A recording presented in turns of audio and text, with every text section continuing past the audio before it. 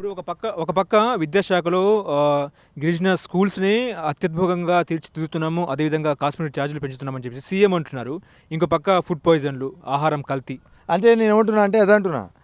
వచ్చేదే అరకొర. వచ్చిన దాంట్లో మొత్తం వీళ్ళ అధికారులు జేబులలో వేసుకుంటున్నారు. పిల్లలకు చేరట్లేదు. పిల్లలకు చేరితే ఈ రకమైనటువంటి పరిస్థితులు రావు. పిల్లలకు నిజంగా నువ్వు పంపించే ప్రతి రూపాయి పిల్లలకు చేరితే ఫుడ్ పాయిజన్ ఎందుకు అవుతుంది? 100 మంది అస్వస్థతకు ఎందుకు గురవుతారు? 40 మంది పైన ఎందుకు చచ్చిపోతారు? ఎందుకు మీకు అంటే దీన్ని బట్టి ఏంటంటే అవినీతి ఏ లెవెల్లో జరిగినా పర్వాలేదని వదిలేస్తున్నారా? గాలికి వదిలేసినట్టేనా మీరు ఇట్లా చేస్తే గురుకులాలంటే భయపడే పరిస్థితిని తెస్తున్నారు. మా విద్యార్థులు అంతో ఇంతో గురుకులాల్లో సీటు తీసుకోవాలంటే మంత్రుల లెటర్లు, మంత్రుల రికమెండేషన్ కూడా నడవని పరిస్థితి, సీటు దొరకని పరిస్థితి. అలాంటి గురుకులాలను మొత్తం నిర్వీర్యం చేసే పరిస్థితి తెస్తున్నది. ఈ విద్యా వ్యవస్థను ఏం చేయదలుచుకున్నారు? ఈ జనరేషన్, ఈ 5 సంవత్సరాలు 10 సంవత్సరాలు ఈ విద్యార్థులను ఏం చేయదలుచుకున్నారు? నువ్వు తీసుకొస్తున్న ఇంటర్నేషనల్ ఇంటిగ్రేటెడ్ స్కూల్స్ మీద నువ్వు ఏదో పెద్ద ఫోకస్ పెట్టి గొప్పగా చేద్దాం అనుకుంటున్నావు అంటే అప్పటిదాకా ఈ స్కూల్ మొత్తం ఎటుపోయినా పర్వాలేదా? ఈ స్కూల్లో చదువుతున్న విద్యార్థులు గాలికి వదిలేస్తావా? చచ్చిపోయినా పర్వాలేదు, చదువు రాకున్నా పర్వాలేదు, ఇక ఎటుపోయినా పర్వాలేదు అనుకుంటురా? ఈ పాము కాటులు, ఎలుకలు కుట్టి చచ్చిపోయిన సందర్భాలు ఉన్నాయి. ఏంది ఇంత నిర్లక్ష్యం ఎందుకు మా జాతులు అంటే? మా జాతుల విద్యార్థుల మీద ఎందుకు మీరు అంత వివక్షత చూపిస్తున్నారో నాకు అర్థం కావట్లేదు. అంటే ప్రతిదీ మా మీదనే ఎందుకు పడ్డరు? ఈ సమాజం ఏమైనా ఈ గిరిజనులకు ఎవరు సపోర్ట్ లేరనా?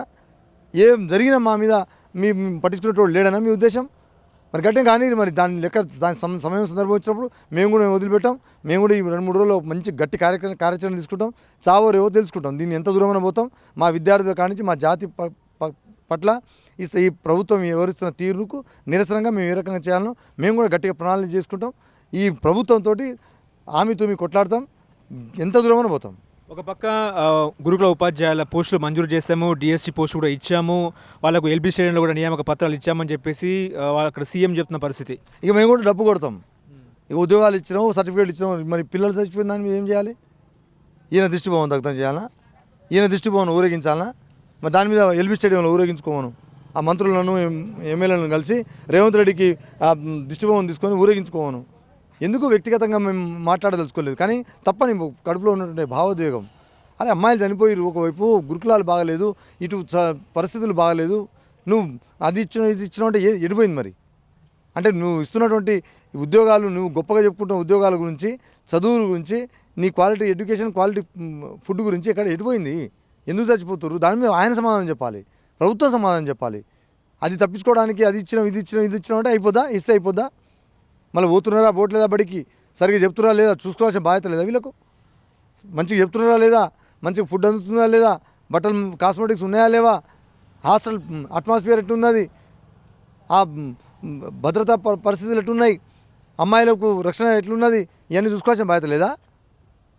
అంటే ఇచ్చిన ఊకదంపుడు ఏదో అంటే నిరుద్యోగులకు ఇన్ని ఉద్యోగాలు ఇచ్చినామని చెప్పుకోవడానికి తప్ప వాస్తవానికి ప్రభుత్వం చేయాల్సిన పనిని పక్కకు పెట్టేసి అవసరం లేని ఆర్పడానికి ముందు పోతే ఎట్లా? నువ్వు ఉద్యోగం ఇస్తే రాస్తే వచ్చే దానికి నియామకానికి సీఎం డైరెక్టర్ గురించి ఎక్కడైనా ఉందా? ఇప్పుడు అని చూసినాం మనం. ఉమ్మడి రాష్ట్రం కూడా చూడలే. పెట్టు, ఇచ్చుకో, నీ ఆనందం. మీరు సంఘాలు గుద్దుకునేది, మీ భజన కొట్టుకునే టీము చేసుకొని మాకు అభ్యంతరం లేదు. కానీ మా గురుకులాలు చూడాలి కదా. అసలు ఏం చేయదలుచుకున్నారు? గురుకులాలను ఎత్తేయదలుచుకున్నారా? జనరల్ హాస్టల్ లాగా చేద్దాం అనుకుంటారా? లేదా ఆ గురుకులాలను మా పిల్లలతో పాటు అంత మంచిగా ఒక గొప్ప చదువులను చదువుకొని గొప్ప వాతావరణానికి వస్తున్న ఒక ఎవరెస్ట్ ఎక్కుతున్న మా పూర్ణ లాంటి అమ్మాయిలు ఆ గురుకులాలు చదువుకున్న ఒక చరిత్ర ఉన్నటువంటి ఆ గురుకులాలను నిర్వీర్యం చేసి ఏం చేద్దాం అనుకుంటారు? అంటే కేసీఆర్ ఇచ్చిన గురుకులాలు ఖతం చేస్తే నీకు గొప్ప పేరు వస్తుంది అనుకుంటున్నావా? కానీ పిల్లల బతుకు చూడాలి కదా. ఎంతసేపటికి ఏమనిపిస్తుంది నాకంటే, ఆయనను ఎట్ట బదనాలు చేయాలి, ఆయన మీద ఏ రకంగా తీసుకురావాలి, ఆ ప్రభుత్వాన్ని ఎట్ట చేయాలని చూస్తున్నాడు తప్ప ఇప్పుడు ఈయన ముఖ్యమంత్రి అయినా, నేను ముఖ్యమంత్రి అయినా ఈ ప్రభుత్వాన్ని ఎట్ట నడిపించాలి, ఇంత గొప్పగా తీసుకోవాలని చూడట్లేదు. అసలు రాజకీయం అంటే ఏమైనా చేసుకో, కానీ ప్రతి దానికి రాజకీయం. నువ్వు ఎక్కడ చూడ్రి, గురుకులాల కాడి మొదలుకుంటే, విద్యా కాడి మొదలుకుంటే ఏ అంశం చూడ్రి ప్రభుత్వానికి లింక్ పెడుతుంటాడు. దాని అర్థమైంది అంటే ఒక మనిషి భావం ఒక పరాకాష్ఠకు చేరింది. ఒక దరిద్రము పరాకాష్ఠకు చేరితే గాయ వస్తాయి. నువ్వు చేస్తున్న ముఖ్యమంత్రి కుర్చీ చేసుకొని ఇంత గొప్ప పరిపాలన చేయాలని ప్లాన్ చేయక అవతల మీద ఎప్పుడు నెపమిస్తానికే కూర్చుంటే దానికోసం ముఖ్యమంత్రి అయింది. వెళ్తారా? ఆసిఫాబాద్ వెళ్తారా రేపు మాప? ఎక్కడిదక్కడ పోలీసులు కట్టడి చేసినారు. ఇప్పటికే మా వాళ్ళందరినీ అరెస్టులు చేసి ఎక్కడ నెలలు పడుకోబెట్టారు. ఇది అన్యాయం, దారుణం. పోలీస్ స్టేషన్లో నిర్బంధించారు. ఆ ఊరికి పోవడానికి వాంకడి దగ్గర ఉన్నటువంటి ఆ ఊరికి పోవడానికి శైలజ వాళ్ళ ఊరికి పోవడానికి మొత్తం బార్డర్ సెక్యూరిటీ ఫోర్సులు పెట్టేసినారు. ఇది అమ్మాయిని కడచూపు కూడా చూసుకునే పరిస్థితి ఉంది. ఎంత దారుణం అండి, ఇది అన్యాయం, ఇది తీవ్రంగా ఖండిస్తుంది. ఇది ఎక్కడ కూడా లేదు. ముఖ్యమంత్రి గారు పోయి పరామర్శించాల్సిన అవసరం ఉండే, మరి కనీసం చూడడానికి కూడా పోలేదు.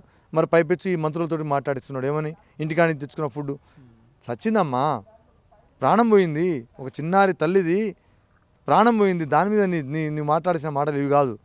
ఇప్పుడు నీకు అర్జెంటుగా నువ్వు ఈ స్టేట్మెంట్ ఇవ్వమని నువ్వు రేవంత్ రెడ్డి గారి దగ్గర మార్కులు కొట్టేయడం కోసమో ఇంకేదైనా చేయడం కోసం చేసి ఉండొచ్చు. కానీ మనసుకు తెలుసు కదా, ఇదే అమ్మాయి శైలజ అమ్మాయి మీ అమ్మాయి ఉండుంటే నీ పరిస్థితి ఏంది? ఇవాళ నువ్వు మంచిగా ఉన్నావు, గొప్పగా ఉన్నావు, బీర్లు బిర్యానీల పార్టీలు చేసుకునే స్థాయికి ఉన్నావు. కానీ అదే పేద కుటుంబంలో నువ్వు ఉండి నీ అమ్మాయి లాగానే శైలజ అమ్మాయి లాగానే నీ అమ్మాయి చనిపోయి ఉంటే నువ్వు ఇట్లా మాట్లాడేదానివా? వద్దు, వాళ్ళని ఓదార్చి ధైర్యం ఇవ్వాల్సినటువంటి పరిస్థితుల్లో ఎగతాళి చేసి చచ్చిపోతే చచ్చిపోయారని గాలి కొదిలేదని ఈ సందర్భంగా విజ్ఞప్తి చేస్తా ఉన్నాం.